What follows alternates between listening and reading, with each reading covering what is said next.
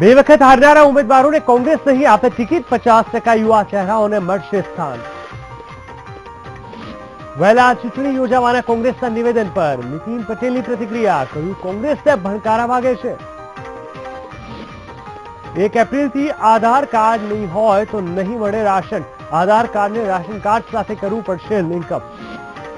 મહીસાગરમાં ધોરણ 10ના અંગ્રેજીનું paper leak થવાના મામલે ડીઈઓએ આપ્યા તપાસના આદેશ, કોંગ્રેસે કહ્યું સરકાર નિષ્પક્ષ તપાસ કરાવે.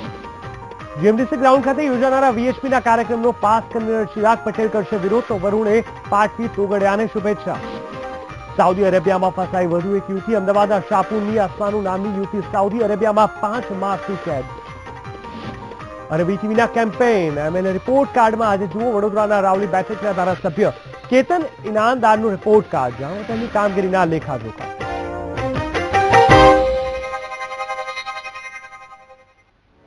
નમસ્કાર દર્શક મિત્રો, હું જીગર દેવાણીએ આપનું સ્વાગત કરું છું વીટીવી ન્યૂઝમાં. મહત્વપૂર્ણ સમાચારથી શરૂઆત કરીએ તો આગામી વિધાનસભામાં કયા ઉમેદવારોને ટિકિટ આપવી અને કયા ઉમેદવારોનું પત્તું કાપવું તેની ગુજરાત કોંગ્રેસે સ્પષ્ટતા કરી છે. પ્રદેશ પ્રમુખ ભરતસિંહ સોલંકીએ તેની જાણકારી આપતા કહ્યું છે કે જે ઉમેદવારો 2 વખત ચૂંટણી હાર્યા હોય, જે ઉમેદવારો 20,000 કરતા વધારે મતથી હાર્યા હોય અથવા જેમણે બૂથની યાદીઓ બરોબર તૈયાર ન કરી હોય તેમના નામ ચૂંટણીમાં સ્વીકૃત ગણવામાં નહીં આવે. ભરતસિંહે કહ્યું કે જીતે એવા ઉમેદવારોને જ ટિકિટ આપવામાં આવશે અને તેમાં પણ 50 જેટલા નવયુવાનોને ટિકિટ અપાશે અને જિલ્લા દીઠ 1 મહિલાને ટિકિટ આપવાનું આયોજન કરાયું છે. ઉમેદવારોની પસંદગીમાં જે કોઈ 2 વખત ચૂંટણી હાર્યા હોય, જે 20,000 કરતા વધારે મતથી હાર્યા હોય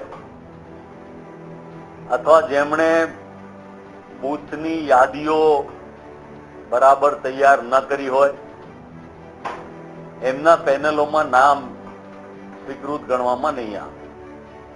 તો આ અંગે વધુ માહિતી આપશે અમારા સંવાદદાતા મેહુલ દેસાઈ. મેહુલ, જણાવશો કોંગ્રેસ હવે કયા ઉમેદવારોને રાખવા અને નહીં રાખવા તેને લઈને ચર્ચાઓ શરૂ કરી છે, ત્યારે સૌથી મુખ્ય એજન્ડા કયો રહેશે ટિકિટને આધારે?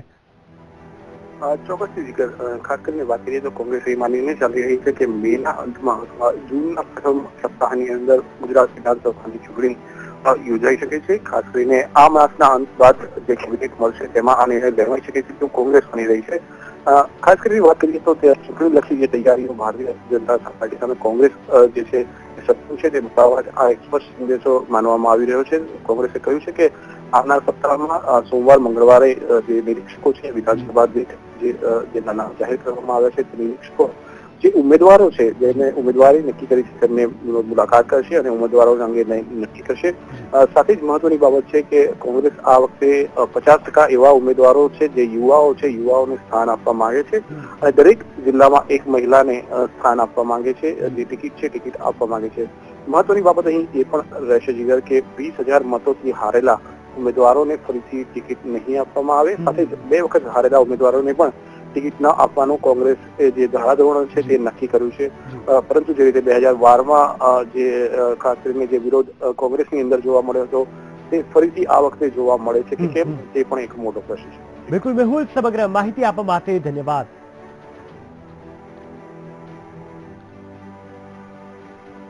તો કોંગ્રેસે આગામી વિધાનસભા ચૂંટણીને લઈને કમર કસી લીધી છે. ચૂંટણીને લઈને કોંગ્રેસની બેઠક મળી, જેમાં તમામ 182 વિધાનસભા બેઠક પર નિરીક્ષકોની નિમણૂક કરવામાં આવી છે. જે મુજબ નારણપુરા બેઠક પર ડોક્ટર હિમાંશુ પટેલની નિમણૂક કરાઈ છે. તો એલિસબ્રિજ બેઠક પર ઘનશ્યામ પટેલની વરણી કરવામાં આવી છે. જ્યારે ગાટલોડિયા બેઠક પર વિજય તોમર નિમાયા છે. તેવી જ રીતે બાપુનગર બેઠક પર સતીશ પંડ્યાની નિમણૂક કરવામાં આવી છે. તો દરિયાપુર બેઠક પર નીતિન ગઢવીની અને જમાલપુર બેઠક પર નીરવ બક્ષીની વરણી કરાઈ છે.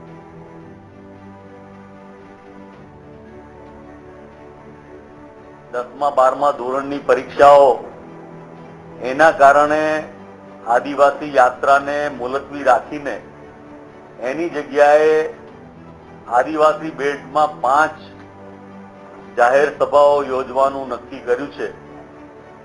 3જી તારીખથી શરૂ કરીને 13મી તારીખ સુધીમાં આ જાહેર સભાઓ યોજવામાં આવશે. ગુજરાત કોંગ્રેસના વરિષ્ઠ નેતાઓની બેઠકમાં મતદાર યાદીની ચકાસણી અને બૂથ લેવલ ઓફિસર અંગેની ચર્ચા થઈ. સાથે જ ઉમેદવારોની પસંદગી માટે પણ ચર્ચા કરવામાં આવી. તેમાં નક્કી કરાયું છે કે ઉમેદવારોની પસંદગી માટે ધારાધોરણો નક્કી કરાશે. સાથે જ આગામી 27 અને 28 માર્ચે વિધાનસભા દીઠ બેઠકો યોજાવાનું પણ નક્કી કરાયું છે. તો બીજી તરફ ચૂંટણી વહેલા યોજાય તો કેવી રીતે કામગીરી કરવી તે અંગેની પણ ચર્ચા કરાઈ છે. આ બૂથ એજન્ટોની ટ્રેનિંગ માટેની અને આવનારા સમયમાં જે રીતે ચૂંટણી વહેલી આવવાની શક્યતા લાગે છે, મે એન્ડ કે જૂનના પહેલા વીકમાં, એની પૂર્વ તૈયારીના ભાગરૂપે આજે મળ્યા હતા.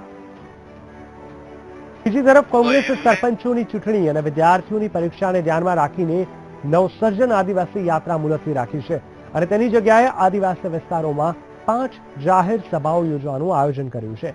આ જાહેર સભાઓ 3 એપ્રિલથી લઈને 13 એપ્રિલ દરમિયાન યોજાશે. મહત્વનું છે કે અગાઉ કોંગ્રેસે અંબાજીથી શબરીધામ સુધી આદિવાસી યાત્રા કાઢવાનું નક્કી કર્યું હતું. કોંગ્રેસના પ્રદેશ કાર્યાલય ખાતે મળેલી બેઠકમાં પ્રદેશ અધ્યક્ષ ભરતસિંહ સોલંકી, વિપક્ષ નેતા શંકરસિંહ વાઘેલા અને શક્તિસિંહ ગોહિલ ઉપસ્થિત રહ્યા. આગેવાનોને કામની જવાબદારી સોંપવામાં આવી છે. સોમવાર મંગળવારથી વિધાનસભાની ટિકિટ માંગતા ઈચ્છુક ઉમેદવારો એના પેનલોની યાદી સોમ, મંગળવાર, બુધવાર સુધીમાં તૈયાર થઈ જશે અને જિલ્લા કોંગ્રેસ સમિતિ એ યાદીઓ પ્રદેશ કોંગ્રેસ સમિતિને સુપરત કરશે. રાજ્યમાં ચૂંટણી યોજાવા મુદ્દે રાજકારણ ગરમાયું છે. ભાજપ કોંગ્રેસ વચ્ચે આક્ષેપોનો મારો ચાલ્યો. એક તરફ કોંગ્રેસે વહેલા ચૂંટણી યોજાય તો શું કરવું તે અંગે બેઠક યોજીને પોતાની રણનીતિ નક્કી કરી. તો બીજી તરફ નીતિન પટેલે આક્ષેપ કરતા કહ્યું કે કોંગ્રેસે વહેલા ચૂંટણી યોજાવાના ભણકારા વાગે છે. કોંગ્રેસ વારંવાર પોતાના નેતાઓ બદલે છે અને વારંવાર સૂત્રો બદલે છે. જોકે ચૂંટણી ક્યારે યોજાશે તે અંગે સસ્પેન્સ યથાવત છે. નીતિન પટેલે કહ્યું કે ચૂંટણી ગમે ત્યારે યોજાય, લોકો તો ભાજપને જ મત આપવાના છે. જે રીતે ચર્ચાઈ રહ્યું છે અને ભારતીય જનતા પાર્ટી ને એમ લાગ્યું છે કે હમણાં પરણી જઈએ તો સારું, નહીં તો રહી જવાશે, એટલે જે ઉતાવળ કરી રહ્યા છે એ પ્રમાણે મે મહિનાના એન્ડ અથવા જૂન મહિનાના બિગિનિંગમાં ચૂંટણી લાવવા માટે એમનો પ્રયત્ન હશે.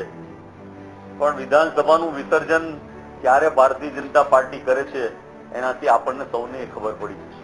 કોંગ્રેસને મને નવાઈ લાગે છે કે એના ચૂંટણી કરાવવાની ઉતાવળ કેમ થઈ છે. ચૂંટણી કરાવવાની ઉતાવળ હોય તો એ ભારતીય જનતા પક્ષ તરીકે અમારે હોય, કારણ કે પ્રજાનો મત, પ્રજાનો વિશ્વાસ અને પ્રજાનું સમર્થન એ આખા દેશની અંદર ભારતીય જનતા પક્ષ માટે સતત વધી રહ્યું છે, સતત મજબૂત થઈ રહ્યું છે.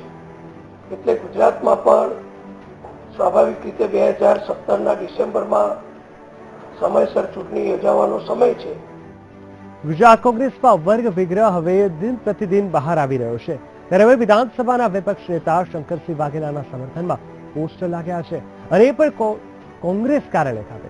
આ પોસ્ટરમાં આડકતરી રીતે શંકરસિંહને વડાપ્રધાન નરેન્દ્ર મોદીના ચેલા કહેવામાં આવ્યા છે. આ સિવાય હાઈકમાન્ડ શંકરસિંહ વાઘેલાના હાથમાં કોંગ્રેસી દોર આપે તેવું લખાણ પણ આ પોસ્ટરમાં લખવામાં આવ્યું છે. આ પોસ્ટરમાં બાપુ સિવાયના કોંગ્રેસના નેતા પર જાણે કટાક્ષ કરાતો હોય તેમ લખવામાં આવ્યું છે કે બાપુને ફ્રી હેન્ડ આપો, તેમાં કોઈનું રાજપાટ કે પદ પ્રતિષ્ઠા નહીં છીનવાય. અધૂરામાં પૂરું પાર્ટી વધુ મજબૂત બનશે. ત્યારે આ પ્રકારના પોસ્ટરના લીધે કોંગ્રેસનું રાજકારણ ગરમાયું છે અને કાર્યકરો પણ અસમંજસમાં પડી ગયા છે.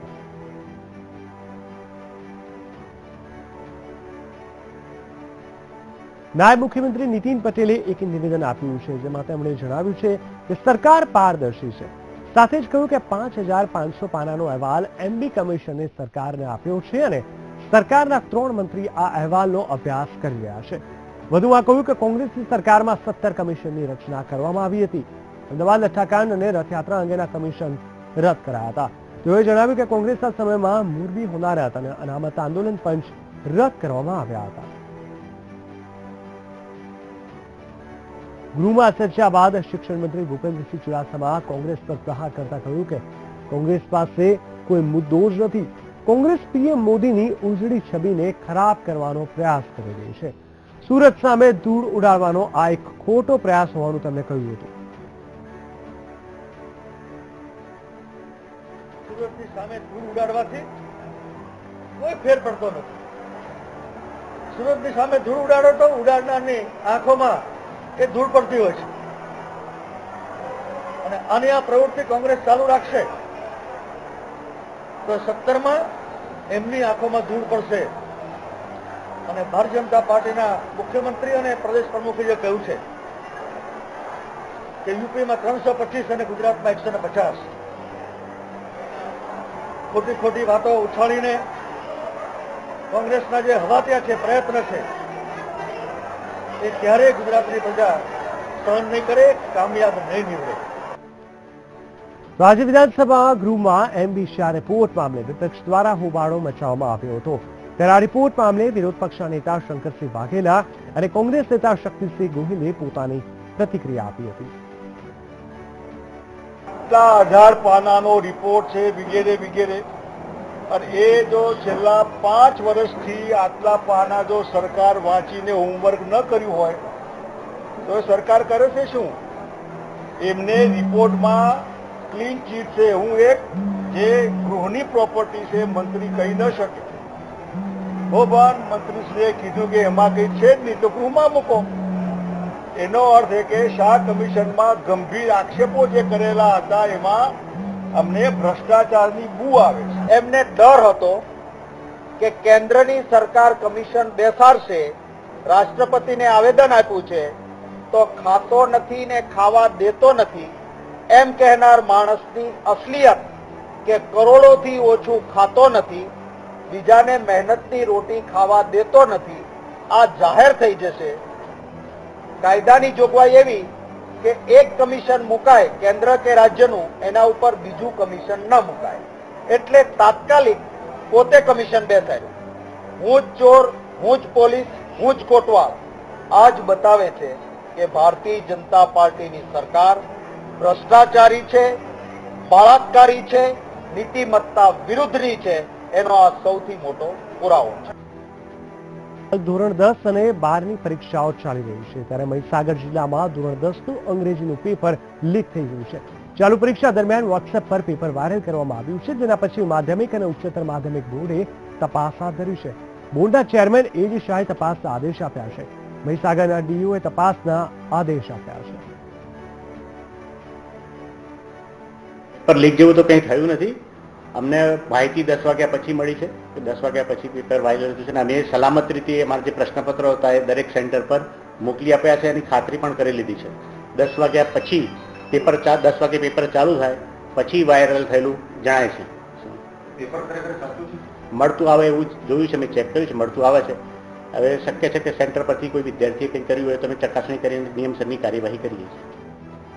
ધોરણ 10 અને 12ની પરીક્ષા ચાલી રહી છે. આજે ધોરણ 10માં અંગ્રેજીનું પેપર હતું જે સોશિયલ મીડિયા પર વાયરલ થયાના અહેવાલ પ્રાપ્ત થયા હતા. જેને લઈને ગુજરાત માધ્યમિક અને ઉચ્ચતર માધ્યમિક બોર્ડના ચેરમેને જણાવ્યું કે પોલીસ તપાસમાં દોષિત સામે કાર્યવાહી કરવામાં આવશે.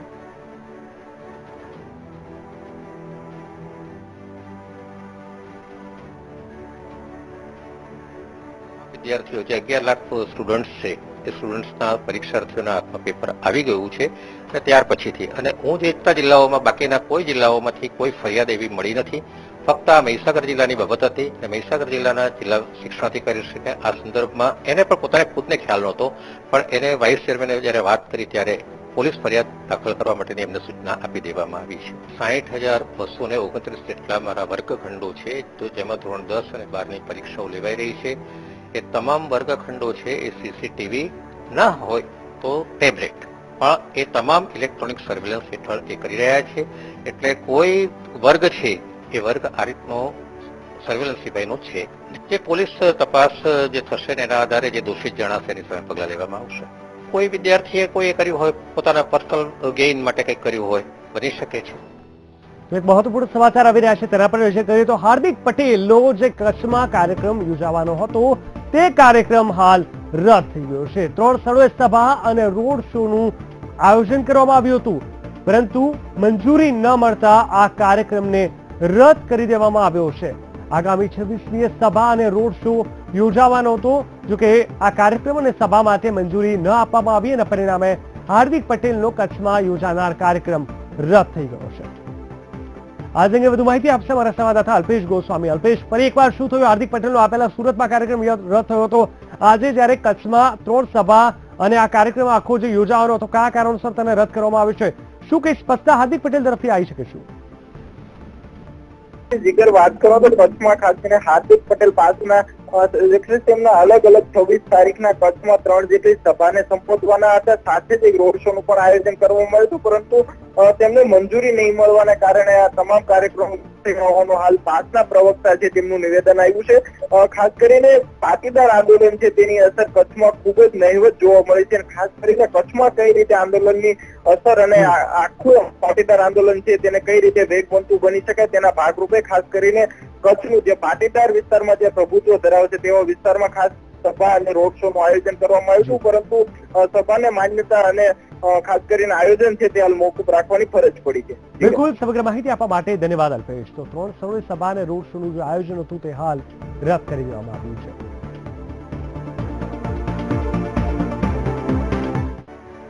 રેશન કાર્ડ ધારકો માટે નિયમો વધુ કડક બનવા જઈ રહ્યા છે. હવે જો તમે રેશન કાર્ડમાં આધાર કાર્ડ લિંકઅપ નહીં કરાવ્યું હોય તો 1 એપ્રિલથી રેશન મળી શકશે નહીં. આ પાછળનું મુખ્ય કારણ સરકાર ડિજિટલાઇઝેશન તરફ લોકોને વાળવા માટે કરી રહી છે. અમદાવાદ જિલ્લાના તમામ રેશન કાર્ડ ધારકોમાંથી 90% લોકોને આધાર કાર્ડ સાથે જોડી દેવામાં આવ્યા છે, જ્યારે બાકીના લોકોને પણ ટૂંક સમયમાં જોડી દેવામાં આવશે તેવું પુરવઠા વિભાગ દ્વારા જણાવવામાં આવી રહ્યું છે. મહત્વનું છે કે રેશન કાર્ડ સાથે આધાર કાર્ડને જોડવા માટે તમામ દુકાનદારોને પરિપત્ર પાઠવીને જણાવી દેવામાં આવ્યું છે અને તમામને ટ્રેનિંગ પણ આપવામાં આવી છે. ગ્રાહકો પાસેથી કઈ માહિતી લેવી અને કેવી રીતે તેમને સેવા પૂરી પાડવી તે માટેના સોફ્ટવેર પણ આપી દેવામાં આવ્યા છે. અમદાવાદના જીએમડીસી ગ્રાઉન્ડ ખાતે વિશ્વ હિન્દુ પરિષદ દ્વારા આગામી એક કાર્યક્રમનું આયોજન કરાયું છે, ત્યારે પાસ કન્વીનર ચિરાગ પટેલે આ કાર્યક્રમનો વિરોધ કરવાની ચીમકી ઉચ્ચારી છે. ચિરાગ પટેલનું કહેવું છે કે માયા કુડનાની બાબુ બજરંગી ભાજપનો હાથો બન્યા છે અને ભાજપે હિન્દુઓના નામે અત્યાર સુધી મત લીધા છે, પરંતુ સરકાર બન્યા બાદ ભાજપ હિન્દુઓને ભૂલી જાય છે. હવે જ્યારે આગામી 2017ની ચૂંટણી આવી રહી છે ત્યારે ભાજપને ફરી હિન્દુઓની યાદ આવી ગઈ છે. અમે વધુમાં જણાવ્યું હતું કે જ્યારે પાટીદારો પર અત્યાચાર થયો હતો ત્યારે તોગડિયા ત્યાં હતા કે શું પાટીદારો હિન્દુ નથી? શું અત્યાચાર સુધી અને ખાસ કરીને અત્યાર સુધી ભાજપને પાટીદારો દેખાય જ ન હતા? તમામે તમામ સવાલો ભાજપ પક્ષ પર ઉઠાવવામાં આવ્યા હતા. વિશ્વ હિન્દુ પરિષદ દ્વારા આગામી 26 માર્ચે અમદાવાદના જીએમડીસી ગ્રાઉન્ડ ખાતે કાર્યક્રમનું આયોજન કરવામાં આવ્યું છે. પાસના આગેવાનોએ વિશ્વ હિન્દુ પરિષદના કાર્યક્રમને આવકાર્યો છે અને માંગ કરી છે કે હિન્દુત્વ માટે કામ કરી રહેલા પ્રવીણ તોગડિયા દ્વારા જો પાટીદાર શહીદોને શ્રદ્ધાંજલિ આપવા 2 મિનિટનું મૌન પાળવામાં આવશે તો અમને ખુશી થશે. વરુણ પટેલે જણાવ્યું હતું કે પ્રવીણ તોગડિયા હિન્દુત્વનું કામ કરી રહ્યા છે અને વૈચારિક રીતે અમે તેમની સાથે છીએ.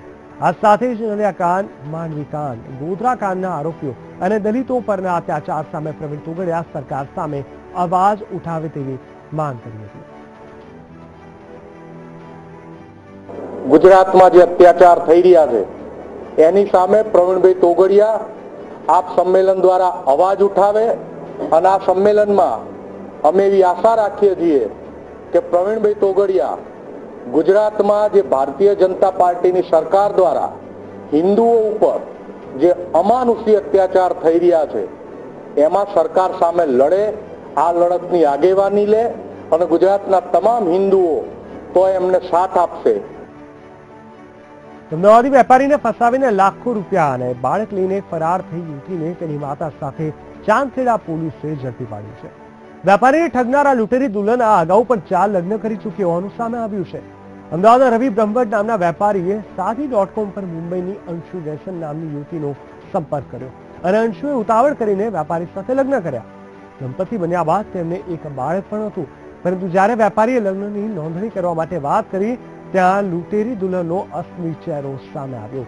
આ યુવતી બાળકને લઈને પોતાના પિયર જતી રહી હતી અને બાળકને પરત આપવા માટે યુવતીએ લાખો રૂપિયા અને મુંબઈમાં ફ્લેટની માંગણી કરી હતી.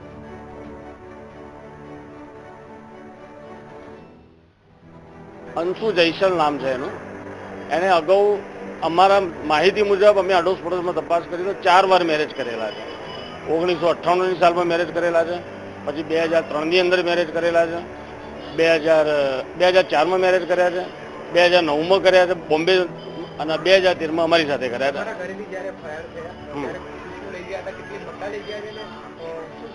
15 થી 20 તોલા દાગીના લઈ ગયા હતા અમારા ત્યાંથી અને કેશ લઈ ગયેલા છે, પણ કેશ કેટલી છે એ ભાઈને જ પોતાને ખબર છે. તો લૂંટરી દુલ્હનના કૌભાંડમાં એકલી યુવતી જ નહીં પરંતુ તેનો આખો જ પરિવાર સામેલ હતો. મહત્વનું છે કે પરિવારના બધા જ સભ્યો શોર્ટકટથી રૂપિયા કમાવાનો કિમિયો રચીને કુંવારા યુવાનોને ટાર્ગેટ કરતા હતા. આ મામેલા 20 તોલા સોનું અને રોકડ રકમ લઈને ફરાર થઈ ગઈ હતી. આ યુવતી ભણેલી ગણેલી હોવાથી સોશિયલ મીડિયા પર વેપારી યુવકોને ફસાવતી હતી અને લગ્નનું નાટક રચીને લાખો રૂપિયા પડાવતી હતી. જોકે હાલ તો આ સમગ્ર પોલીસે લૂંટેરી દુલ્હનની સાથે તેની માતાની પણ ધરપકડ કરી છે. ત્યારે લૂંટેરી દુલ્હનનો ભાઈ અને પિતા પોલીસ પકડથી દૂર છે, જેને પકડવા માટે પોલીસે ચક્રો ગતિમાન કર્યા છે.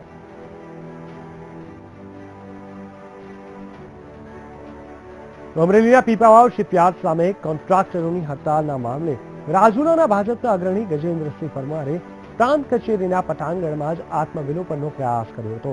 જોકે રાજુલા પોલીસે આત્મવિલોપનના પ્રયાસને નિષ્ફળ બનાવ્યો હતો અને ગજેન્દ્રસિંહની અટકાયત કરી હતી.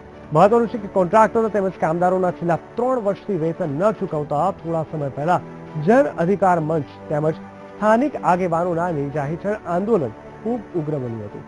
રિલાયન્સ ડિફેન્સ કંપનીએ પ્રાંત અધિકારી તેમજ પોલીસ અધિકારીની હાજરીમાં જ 22 તારીખ સુધીમાં 50% પેમેન્ટ ચૂકવી આપવા જન અધિકાર મંચે બાંહેધરી આપી હતી. પરંતુ કંપની દ્વારા આ વાયદો પૂર્ણ ન થતા ફરીથી ધરણા તેમજ કામદારો હડતાલ પર ઉતરી ગયા છે.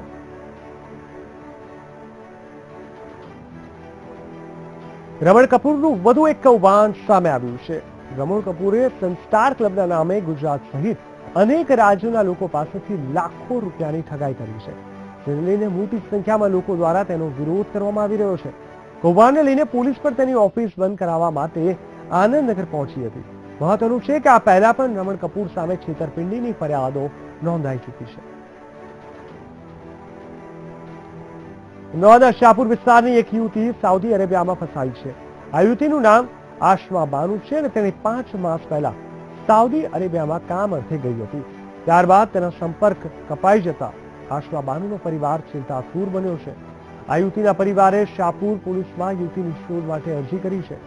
પોલીસ હાલ સાઉદી મોકલનાર યુવક સામે વાતચીત કરી આ યુવતી વિશે ભાળ મેળવવામાં લાગી છે. મહત્વનું છે કે અગાઉ 2 ગુજરાતી યુવતીઓને સેક્સ રેકેટમાં ધકેલવાના પ્રયાસ કરાયા હતા.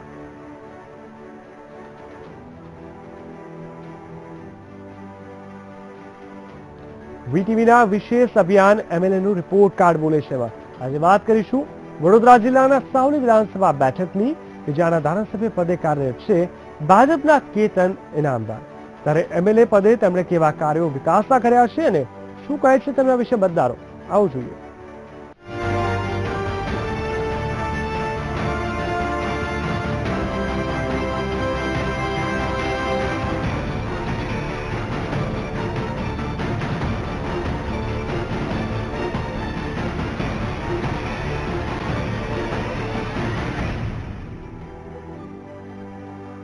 આ છે વડોદરા જિલ્લાની 10 વિધાનસભા બેઠક પૈકીની સાવલી વિધાનસભા બેઠક.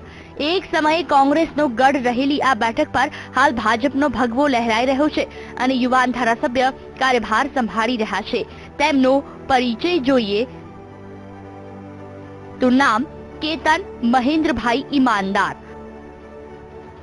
પક્ષ ભાજપ, વિધાનસભા મત વિસ્તાર 135 સાવલી વડોદરા જિલ્લો, વ્યવસાય ખેતી, સમાજ સેવા, રાજકારણ, ઉંમર 38 વર્ષ, અભ્યાસ ધોરણ 12. સાવલી વિધાનસભા બેઠક વર્ષોથી કોંગ્રેસનું ગઢ ગણાતી હતી, એટલે કે વર્ષ 1990, 95 અને 1998માં 3 વખત કોંગ્રેસના ઉમેદવાર ખુમાનસિંહ ચૌહાણ આ બેઠક પરથી ચૂંટણી જીત્યા હતા અને ત્યારબાદ 2007માં પણ વિજયી થયા. જ્યારે ભાજપે વર્ષ 2002માં આ બેઠક કોંગ્રેસ પાસેથી આંચકી લીધી. જો કે 2007માં ફરી કોંગ્રેસે આ બેઠક પર રસ હાંસિલ કરી લીધી, પરંતુ વર્ષ 2012ની ચૂંટણીમાં અહીં રાજકીય ડ્રામા જોવા મળ્યો. જ્યારે ભાજપે યુવા ચહેરા કેતન ઈમાનદારને ટિકિટ ન આપતા તેઓ બળવો કરીને અપક્ષમાંથી ચૂંટણી લડ્યા.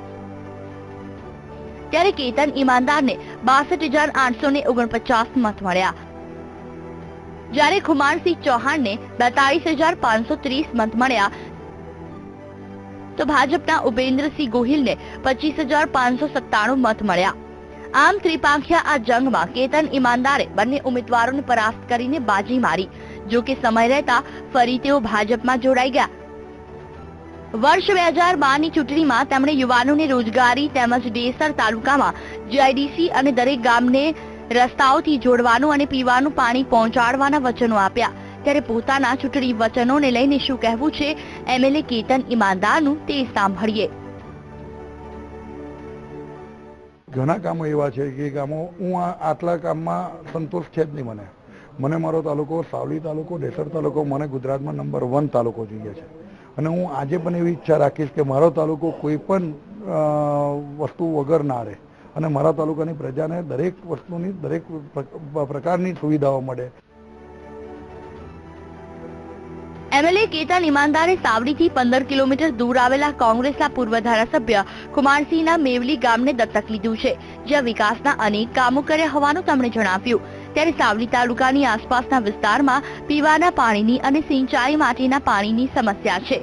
ઉપરાંત ગામડાઓને જોડતા મુખ્ય રસ્તાઓ બિસ્માર હાલતમાં છે. વધુમાં મોટે ભાગે યુવાનો બેરોજગાર હોવાની રજૂઆત સ્થાનિક વિપક્ષના નેતાઓએ કરી છે.